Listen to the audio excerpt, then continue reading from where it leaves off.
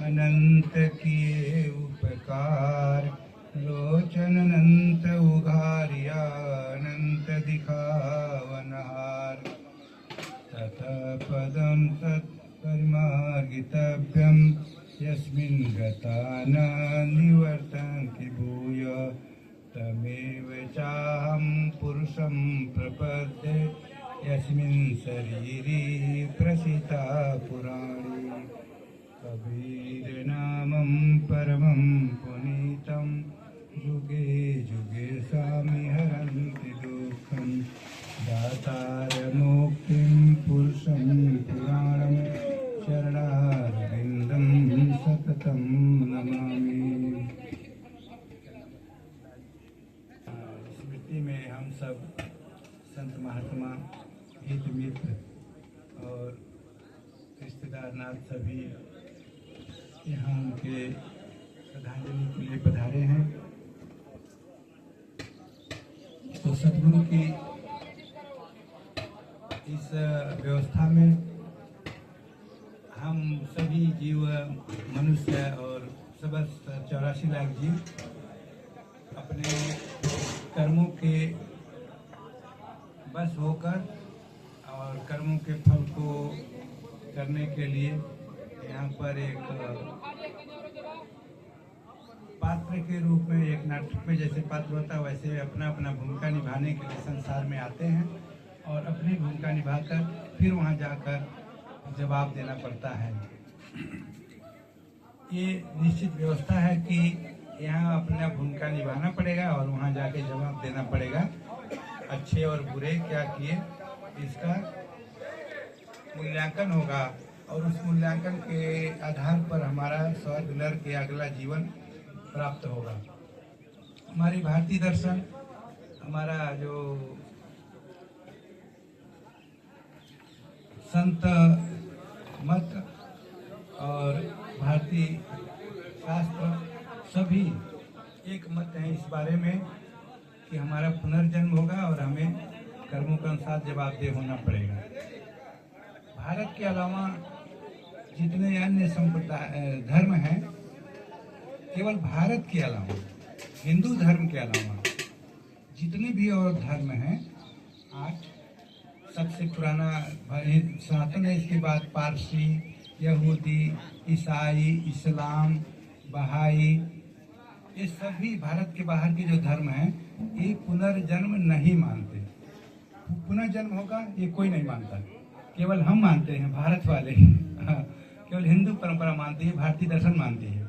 सभी मानते हैं अभी आए हैं, अपना कर्म करेंगे, जाए कि दोजक या जहन्नुम जो मिलना होगा मिल जाएगा, लेकिन पुनः यहाँ नहीं आना पड़ेगा।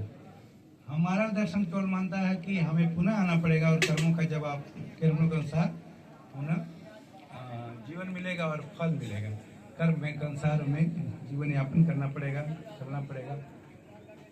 अब इतना बड़ा अंतर है कि पूरा 99% लोग अलग विचार रखते हैं कि पुनर्जन्म होगा ही नहीं। केवल 10% लोग हम ऐसा विचार रखते हैं कि पुनर्जन्म होगा। सत्य क्या है ये बड़ा मुश्किल है कि कौन तय करेगा। हाँ, एकदम पूरा ऐसा धर्मों के बारे में, विचारों के बारे में, दर्शनों के बारे में ऐसा बिल्कुल विपरीत निर्णय है। तो हमें यहाँ अपने भारतीय दर्शन के बारे में बात करना है। भारतीय वेद शास्त्र जो हमारे हैं, तो उनका विचार, हमारा जो जन जीवन है ये एक फूल की तरह खिला है। हमें फूल की तरह सुगंध बिखेरने के लिए यहाँ भेजा गया है।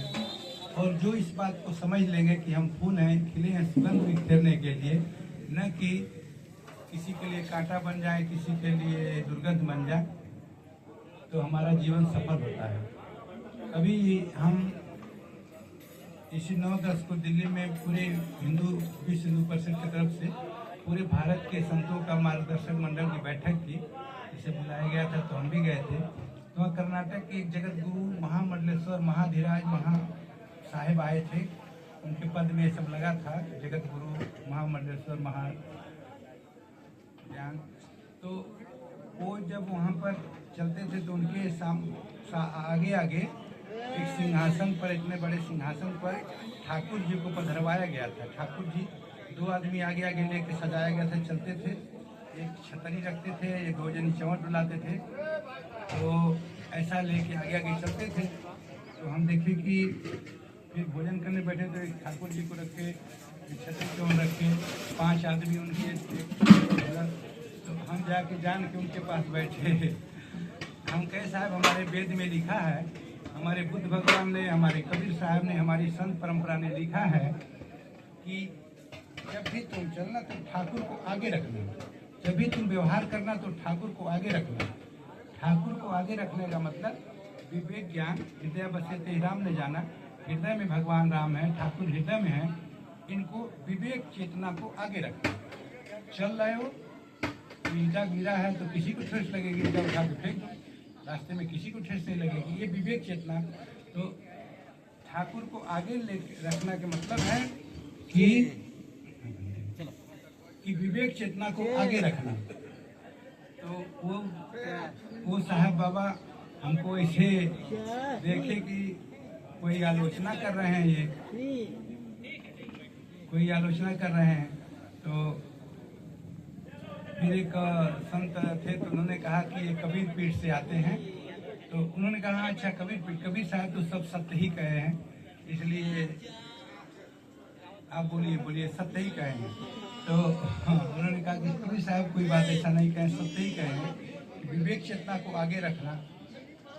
तो फिर उन्होंने कहा कि क्या करें साहब, ये हमारी पहले से रीति आ रही है परंपरा कि ऐसे ठाकुर को पूजना पड़ता है, रोज उनको भोग लगाओ, ये करो वो करो, फिर ठाकुर को आगे लेके चलने की परंपरा बहुत पहले से चली आई है, तो इसको अब करना पड़ता है।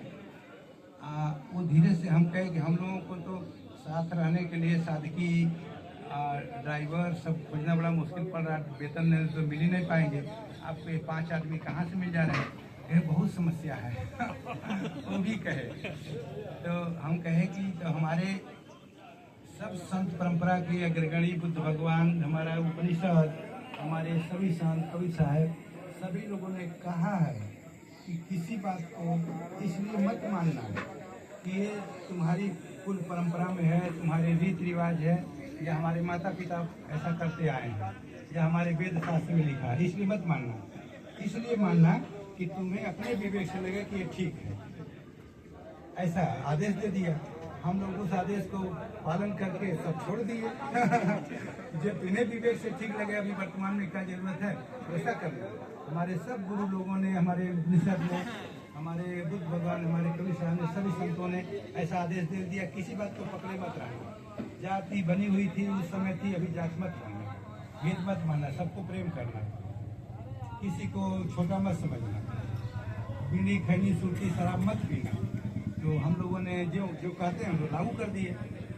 यार इसको पकड़े क्यों हैं, इसको तुरंत लागू कर दीजिए, आप भी छोड़ दिए, ठाकुर साहब खुश हो जाएंगे, ठाकुर तो यहाँ है, इनको विवेक से चेतना से आगे रखना।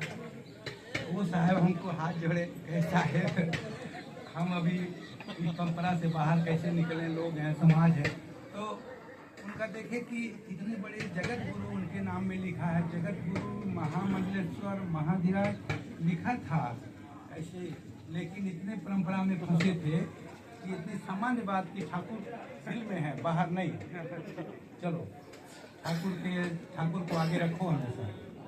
हम सभी के लिए उपदेश है कि कोई भी व्यवहार करें ठाकुर को आगे रखें। हमारा अविवेक, हमारा अज्ञान, हमारी जो भूलें हो जाती हैं, क्रोध हो जाता है, काम हो जाता है, लोग प्रभावित कर देता है, नहीं कर पाएगा। तो एक भजन में एक साहेब अभी गा रहे थे कि मैं तो आन पड़ी चोरन के नगर, सत्संग बिना जियरा तरसे। अभी वहाँ गा रहे थे, मैं तो आन पड़ी चोरन के नगर, सत्संग बिना जियरा तरसे। जीव कह रहा कि मैं यहाँ आया, मुझे भेजा गया, तो लगा कि मुझे एक अच्छा मनुष्य जीवन मिल रहा है, लेकिन यहाँ पर तो देखा मैं तो चोरों के बीच में, काम क्रोध लोभ मोह अहंकार इंद्रियां वृत्तियां तीसरा 25 प्रकृतियां 5 तन मात्राएं 5 विषय 5 ज्ञान इंद्रियां 5 कर्म इंद्रियां, दुनिया भर का पंचदशी बना हुआ किताब, इतना जाल में आके फंस गया हूँ कि मुझे चारों तरफ घेरे हुए हैं चोर, यह मन चंचल, यह मन चोर, यह मन ठगहार, मन मन करते सुरनर मुनि जहड़े, मन के लक्ष्य द्वार। कहा चोरों के बीच में फंस गया, उपाय ही नहीं दिख रहा है, क्या करूं। तो हमारे शास्त्र बोलते हैं कोआ गुरु हितोपदेष्टा शिष्यस्तु को यो गुरु भक्त एव किम दीर्घ रोगो भव यो साधो किम औषधम तस विचाहे। कहा कि इतने फंस गए चोरों के बीच में तो कोई समस्या नहीं है, हमारे सामने हमारे गुरु हैं, रास्ता दिखाने वाले। कोआ गुरु, गुरु कौन है?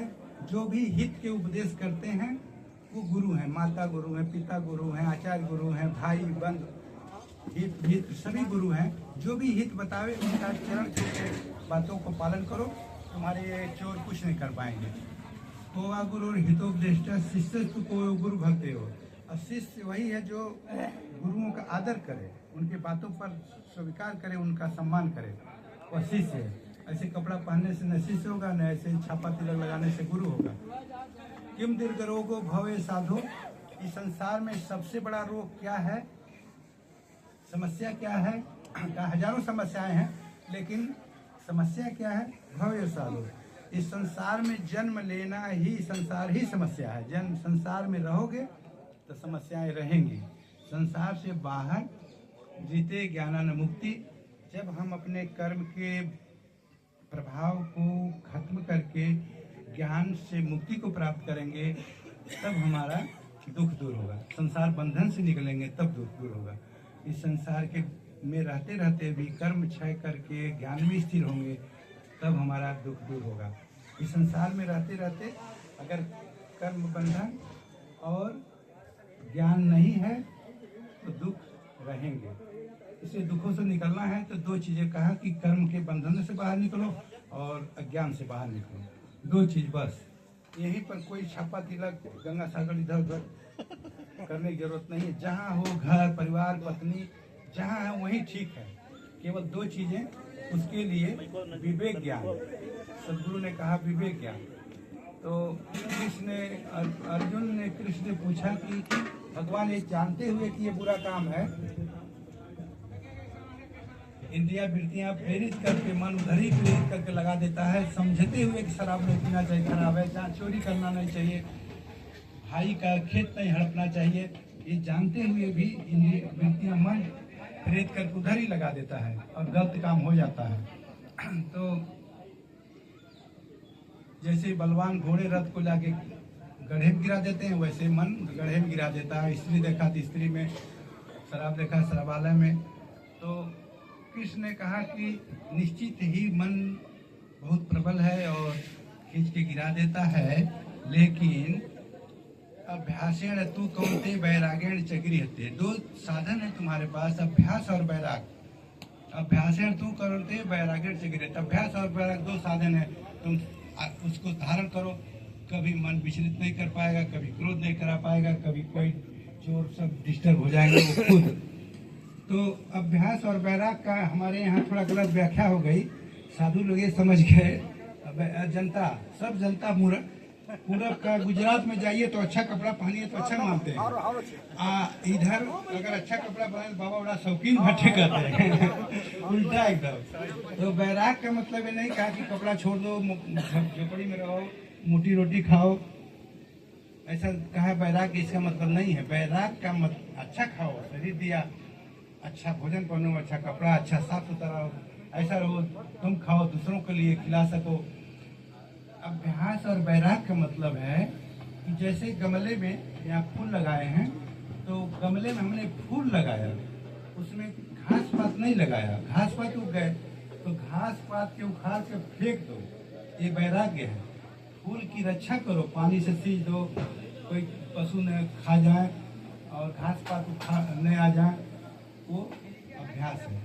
फूल की रक्षा करना अभ्यास है, घास पात उखाड़ के फेंक देना वैराग्य है। ऐसे हमारे अंदर हमारे नकारात्मक विचार जो हैं, काम करो लोग अहंकार के, उन्हें बाहर करो और सकारात्मक विचार, दया क्षमा सत्य धीर विचार को लागू कहा कि ये अभ्यास है और ये वैराग्य है। अच्छे विचारों को लागू करना अभ्यास है और बुरे विचारों को त्याग देना वैराग्य है। कपड़ा छोड़ो, पत्नी छोड़ो, घर छोड़ो, ये अभ्यास वैराग्य नहीं है। पुराना जमाना में था, तो वो शायद भी 5 मिनट कहेंगे 10 मिनट में, जो हमारे शास्त्र हैं, हमारे वचन है, उन परंपराओं में, पौराणिक बातों में हम न फंसे। हमारे जो गीता है, उपनिषद है, हमारा वेद है, हमारे संत परंपरा के जो शास्त्र हैं, सभी बिल्कुल सत्य ज्ञान की बात की है। वेद थोड़ा सामाजिक व्यवस्था को लेकर चलने की बात पुराणों ने किया है। पुराणों के फेर में हमें नहीं रहना है, हमें ओरिजिनल जो ग्रंथ हैं, उपनिषद, वेद, ज्ञान, संत वचन, बुद्ध वचन, कबीर वचन, नानक, दादू, दरिया, जितने कोई भी संत महापुरुष हैं, सभी लोगों ने सत्य ज्ञान का वचन कहा, कोई भेदभाव भ्रम कहा ही नहीं। उनकी बातों पर डायरेक्ट ध्यान देना है। पौराणिक बातों को थोड़ा अवॉइड करना जरूरत है कि पौराणिक में फंसे रहो, कब तक फंसे रहो। तो हमारा छांदोग्य उपनिषद में हमारा ऋग्वेद कहता है कि अनंत काल तक, अनंत जन्म तक, अनंत काल तक, अनंत जन्म तक हम यज्ञ, याग, हवन, तप, दान, तीर्थ, व्रत, उपवास सब गिना दिया, करते रहें। लेकिन जब तक आत्मज्ञान नहीं होगा तब तक हमारा दुख दूर नहीं हो सकता। आत्मज्ञान के बिना हमारा जीवन सफल नहीं हो सकता। इसलिए सभी संतों ने कहा कि आत्म ज्ञान बिना सब सुना, क्या मथुरा क्या काशी, सो तेरे घट माहि विराजे परम पुरुष अविनाशी। तुम्हारे घट में है परम पुरुष अविनाशी, उन्हें पहचानो, उन्हें जानो, उनका भजन, सुमिरन, शुद्ध भोजन, शुद्ध आहार दो, बिनी खैनी सूती शराब, अभक्ष आहार उनको देना ही नहीं, क्योंकि डायरेक्ट ठाकुर यहाँ पर हैं। डायरेक्ट ठाकुर को डायरेक्ट भोग लगाना, शुद्ध से, अशुद्ध भोग लगाना ही नहीं कभी भी। तो इस बात को हमें ध्यान रखना है। साहिब पधारे हैं तो 10 मिनट आपका शाही बंदगी, शाही बंदगी, शाही बंदगी।